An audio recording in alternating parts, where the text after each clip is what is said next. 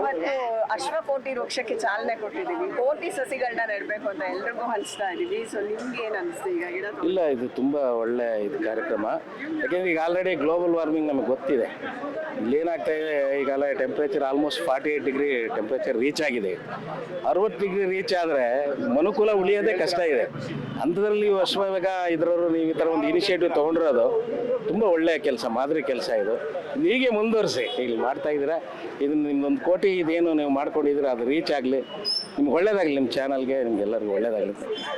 ಈ ಸಂದರ್ಭದಲ್ಲಿ ಇದು ಮಾಡೋದು ತುಂಬಾ ಒಳ್ಳೆಯದು. ಯಾಕಂದ್ರೆ ನ್ಯಾಷನಲ್ ಸೇಫ್ಟಿ ವೀಕ್ ಅಂತ ಅವೇರ್ನೆಸ್ ಮಾಡಬೇಕಂದ್ರೆ ಜೊತೆಲಿ ಇದನ್ನು ಮಾಡೋದು ತುಂಬಾ ಒಳ್ಳೆಯದು. ಸೊ ನಾವು ಚಿಕ್ಕ ಹುಡುಗರಾದಾಗ ಬೆಂಗಳೂರು ಬೇರೆ ಥರ ಇತ್ತು, ಇವಾಗ ಬೇರೆ ಥರ ಇದೆ. ಅದನ್ನು ನಾವು ಅಟ್ಲೀಸ್ಟ್ ಇರೋದನ್ನ ಉಳಿಸ್ಕೋಬೇಕು. ನಾವು ಹಿಂದಕ್ಕೆ ತಗೊಂಡು ಬರೋದಕ್ಕಾಗಿಲ್ಲ, ಇರೋದನ್ನ ಉಳಿಸ್ಕೋಬೇಕು. ಧನ್ಯವಾದ.